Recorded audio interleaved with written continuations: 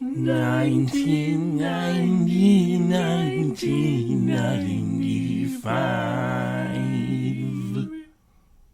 Okay, so in my last video, I spoke on the concept of the best of all time list and how it's patently impossible to construct in any official way because no institution has film literacy at that level. And I mean, the same can be said for individuals, but a best of all time list coming from an individual at least has the benefit of displaying what that person has seen and valued in their lifetime on a personal, non-authoritative level. At least we know this one person is an authority on their own cinematic experience, you know? But as I promised, I would explain what this 1995 project is, how I started doing it, and how I organized my doing of it.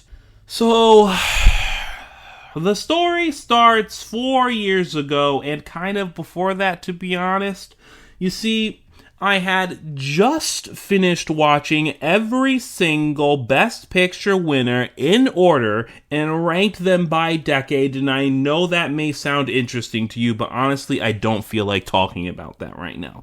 If you saw my first video about institutions deciding what's best, you know why I wouldn't feel like talking about that right now. If you want some hot takes from that experience anyway, let's see, How Green Was My Valley was horribly long and boring, and The Sound of Music is my all-time favorite, I think. That second take is a lot less hot. The movie slaps, okay? Anyways, after I had caught up to, I think it was Moonlight at the time, I decided, okay, now I can start watching and ranking every chosen Best Picture nominee going backwards in time, but then I quickly stopped when I realized I didn't wanna.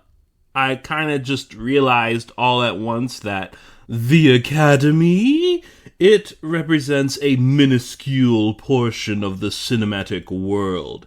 It's loud, it's authoritative, but it's the tiniest slice of the pizza. I was getting Oscar bait fatigue. Like, I literally just watched all the winners in order. Why waste my time still beholden to the whims of the same awards body? Besides, I had a better idea. What if I hunkered down and ranked every movie from the year I was born that touched the country I was born in? What a novel idea. Instead of moving backward and forward through time, I could encapsulate all my energy into a single point in time. So where in the world was I supposed to begin this endeavor? Where most entirely informal and frankly rude beginnings start. Wikipedia, of course. Yeah, that's right. The old Wicca monster over here has a whole stinking list of American cinema from the year 1995. You know, the staples, like Sailor Moon Super S the movie, Black Dream Hole. Wait a minute, Sailor Moon isn't American.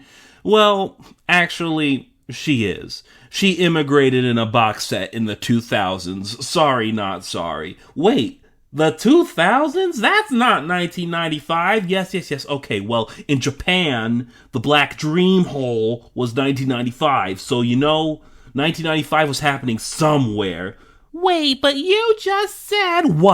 What? So if a cinematic work doesn't immigrate here fast enough, it's no longer in the 1995 American canon? Stop being racist. It counts, okay? Sailor Moon counts. Okay, I know what you're about to say. Well, what about Message to Love, the Isle of Wight Festival? That documentary was shot in 1970, but didn't show up in the US till 1995. Does that also count? Yes. It does, doofus. If Sailor Moon counts, then of course Pilot Sun has gotta count too. Get off my back, sister. But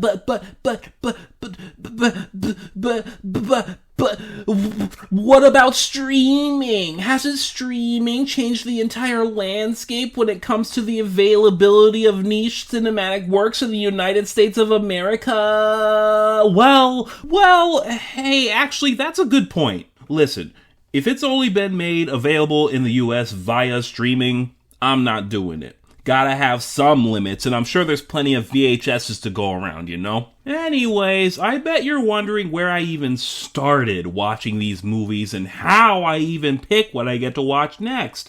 I promise you, it's not the normal way, or else I would have already ranked Jumanji by now. Nope, I have my loyal assistant Siri pick a random number one at a time, and Wikipedia has it all sorted alphabetically, so I just do a random one from each section and descend the letters.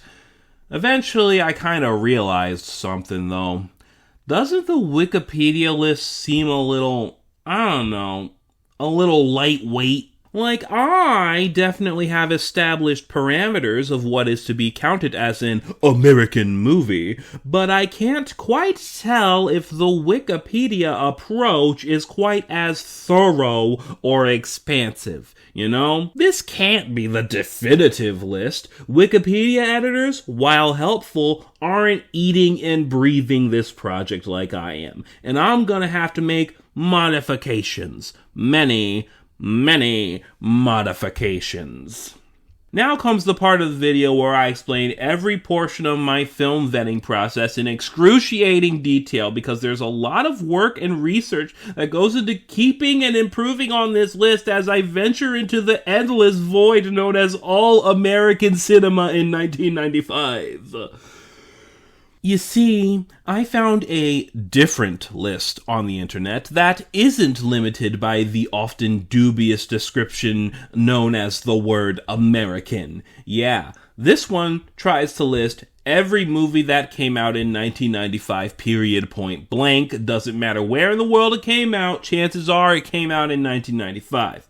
This makes my job a lot easier and a lot harder, though, because now I have to check one by one. Get a balloon, get one by one. See Sakawaba one by one. If these movies had a US release.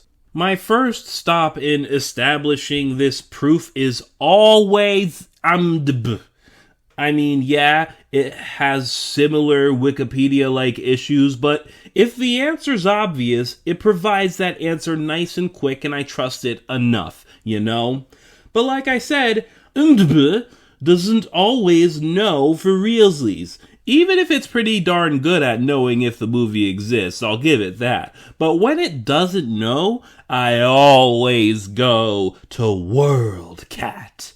Now, if you don't know about WorldCat, I'm about to save your life real quick, okay? This place is like the Library of Alexandria, but on the internet, okay? If you know what you're looking for, this site gives you all the deets, because it aggregates and tracks all the copies of stuff from like every library in the world or some nonsense. I'm dead serious. This is some galaxy brain, Mr. Fantastic stuff we're talking about here. It doesn't matter if the title is in a language you don't know. You copy and paste that baby into the search bar and you're gonna get every edition, the years of releases of every edition, who released it, and where they released it to. It's a perfect space for the double checking and the cross-referencing, you know?